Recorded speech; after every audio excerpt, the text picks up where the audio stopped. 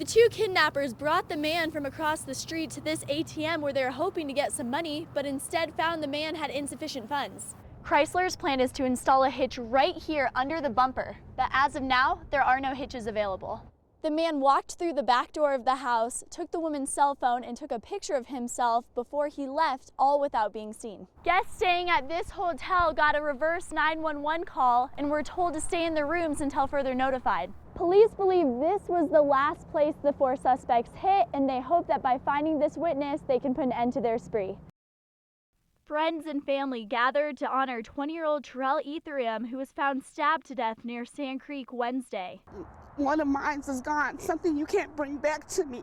Nearly 100 people united at the ceremony near the bridge where the young man was found. This is where my baby was at. Recognizing violence is taking over the community. It's very important so that we can get all the violence in the community to stop. Investigators have searched this entire area where Terrell's body was found, looking for anything that could answer the family's question, why? My baby he ain't did nothing to nobody. He was a good kid. He'd give you anything he had, his last of it. Questions still remain unanswered, but for now, the family is sending their love to this beloved young man. In Aurora, Maggie Litt, God bless you, baby. CBS 4 News. A Boulder couple caught a ride with a friend. When they stopped off at a McDonald's in Aurora, the car was stolen, with their new puppy inside.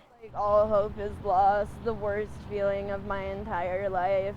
Despite efforts to find 15-week-old Indigo, the couple has heard no word for 48 hours and is desperate to find him. We'd rather have someone go in our house and steal all of our possessions than steal our new puppy. It was at this McDonald's that the car was stolen. So how did that happen? The owner left his keys in the center console. He noticed as he was walking into the McDonald's that there was a strange-looking guy eyeing him and giving him a really weird look. The stolen car pictured is an old Toyota Corolla with unmarked license plates. If you have any information about the suspect or Indigo's whereabouts, you are asked to call Aurora Police. In Aurora, Maggie Litt, CBS 4 News. Bloody and a little beaten up is nothing less than a miracle for this man who fell 17 stories down a trash chute in an attempt to escape Denver police. This was a bad guy. He wanted to get away.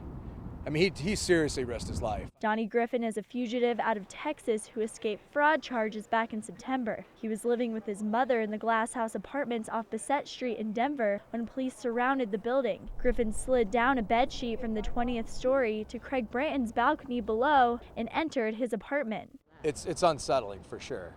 It's still kind of surreal. You don't realize that this guy was actually in there. Griffin quickly fled the apartment and took off down the hall, where he then jumped into a trash chute. Police were waiting for him at the bottom. I'm not sure which is more dangerous, going over the edge or going into the trash chute. Nothing was taken from Branton's apartment, but Griffin could be facing a burglary charge. In Denver, Maggie Litt, CBS 4 News. Carol Gianfrancisco was working at Denver Public Schools Contemporary Learning Academy when she says the district was gathering tax dollars that didn't belong to them. So they didn't attend, but we were given their names as kids who had enrolled, and we were told to put them in classes that did not exist. Gianfrancisco says the school got an additional $7,000 per fake student during the annual October count. She says the district was counting students who had enrolled but were not attending. I had seen my name listed as teaching 11 classes that I never taught. That really sort of confirmed to me that this probably needed to be told to somebody. When she blew the whistle on what was happening, she says the district retaliated and eliminated her job.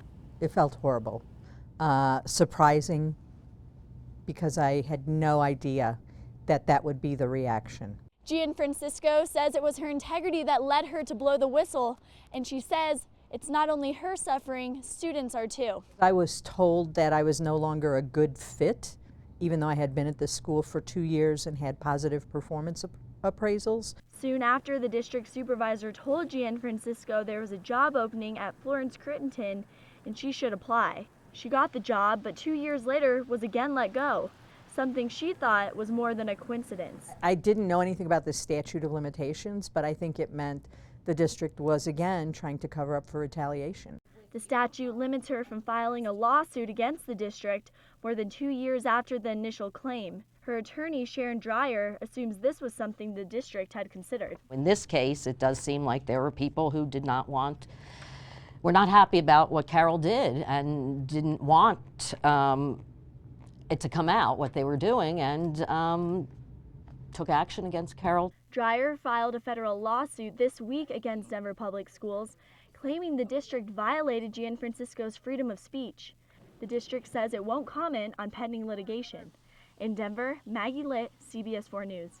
While the football team may be struggling lately, one freshman is thriving and energizing the fan base. It's not your usual quarantine, but firewood and ash are now restricted in Boulder County. Free tetanus shots will be available Thursday at Northern Colorado Disaster Assistance Center from 9 to 5.